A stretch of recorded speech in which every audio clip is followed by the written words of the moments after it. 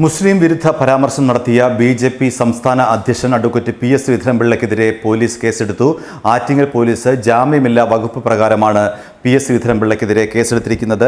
മതസ്പർദ്ധ വളർത്തൽ, വർഗീയ ചേരിതിരിവ് സൃഷ്ടിക്കൽ എന്നീ കുറ്റങ്ങളാണ് ചുമത്തിയിരിക്കുന്നത്. CPIM നേതാവ് വി. ശിവൻകുട്ടിയുടെ പരാതിയിലാണ് ആറ്റിങ്ങൽ പോലീസിന്റെ നടപടി. ഇസ്ലാമാകണമെങ്കിൽ ചില അടയാളങ്ങളൊക്കെ ഉണ്ടല്ലോ, ഡ്രസ്സൊക്കെ മാറ്റി നോക്കണ്ടേ എന്നായിരുന്നു ശ്രീധരൻപിള്ളയുടെ വർഗീയ പരാമർശം. ആറ്റിങ്ങലിലെ ഒരു പൊതുയോഗത്തിലായിരുന്നു ശ്രീധരൻപിള്ള ഇത്തരത്തിൽ പരസ്യമായി മുസ്ലിങ്ങളെ അധിക്ഷേപിച്ചത്.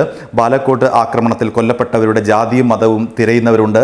ജീവൻ നഷ്ടപ്പെടുത്തി വിജയം നേടുമ്പോൾ രാഹുൽ ഗാന്ധി, യെച്ചൂരി, പിണറായി എന്നിവർ പറയുന്നത് അവിടെ മരിച്ചു കിടക്കുന്നവർ ഏത് ജാതിക്കാരാണെന്ന് അറിയണമെന്നാണ് എന്നിങ്ങനെയാണ് ശ്രീധരൻപിള്ളയുടെ മറ്റ് വാക്കുകൾ.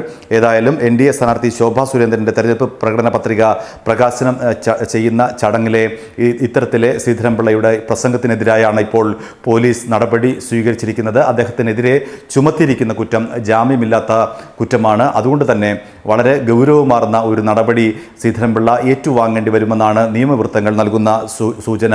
ഏതായാലും ശ്രീധരൻപിള്ള ഈ പ്രസംഗം വിവാദമായതോടെ നിഷേധക്കുറിപ്പുമായി രംഗത്ത് വന്നിരുന്നു. താൻ ഇങ്ങനെ പ്രസംഗിച്ചിട്ടില്ല എന്നും ഇത് തൻ്റെ പ്രസംഗത്തെ വളച്ചൊടിക്കുകയായിരുന്നുവെന്നുമാണ് ശ്രീധരൻപിള്ളയുടെ നിഷേധക്കുറിപ്പ്.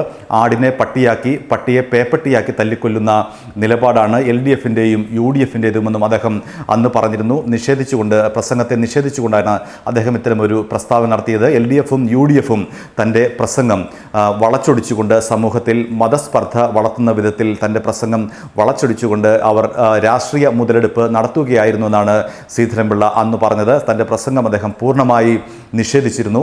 LDFിനെയും UDFിനെയും അദ്ദേഹം കുറ്റപ്പെടുത്തുകയും ചെയ്തു. അവരാണ് തൻ്റെ പ്രസംഗത്തെ ഇത്തരത്തിൽ മോശമായി ചിത്രീകരിക്കുന്നത് എന്നായിരുന്നു ശ്രീധരൻപിള്ളയുടെ അന്നത്തെ നടപടി. ഏതായാലും അതെല്ലാം തള്ളിക്കളഞ്ഞുകൊണ്ടാണ് ഇപ്പോൾ ഈ പരാതിയിൽ പോലീസ് കേസെടുത്തിരിക്കുന്നത്. അദ്ദേഹത്തിൻ്റെ പ്രസംഗം അടക്കമുള്ള കാര്യങ്ങൾ പോലീസ് പരിശോധിച്ചിട്ടുണ്ട്.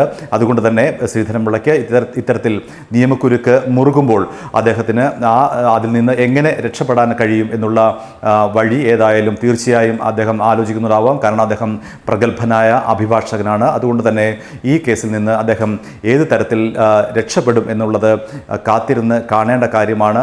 മാത്രമല്ല, ഒരു സമൂഹത്തെ അധിക്ഷേപിക്കുന്നത് അങ്ങേയറ്റം ഗൗരവമുള്ള കാര്യമാണ്. പ്രത്യേകിച്ചും തെരഞ്ഞെടുപ്പ് അടുത്തിരിക്കുന്ന ഘട്ടത്തിൽ അത് തെരഞ്ഞെടുപ്പ് ചട്ടലംഘനം കൂടിയാണ്. അങ്ങനെ നിരവധി നിയമക്കുരുക്കുകളാണ് P.S. ശ്രീധരൻപിള്ളയെ കാത്തിരിക്കുന്നത്. ഏതായാലും അദ്ദേഹത്തിനെതിരെ പോലീസ് നടപടി ആരംഭിച്ചു. അറസ്റ്റ് അടക്കമുള്ള നടപടികൾ എപ്പോഴുണ്ടാകും എന്നുള്ള കാര്യത്തിൽ വ്യക്തതയില്ല. ആ തരത്തിലേക്ക് പോലീസ് ഇപ്പോൾ നീങ്ങുമോ എന്ന് അറിയില്ല. കേസെടുത്ത സ്ഥിതിക്ക് തീർച്ചയായും അത്തരത്തിൽ നീങ്ങാനാണ് സാധ്യത. അങ്ങനെയെങ്കിൽ ശ്രീധരൻപിള്ള താമസിയാതെ തന്നെ അറസ്റ്റിലാകുമെന്ന് കരുതേണ്ടിയിരിക്കുന്നു.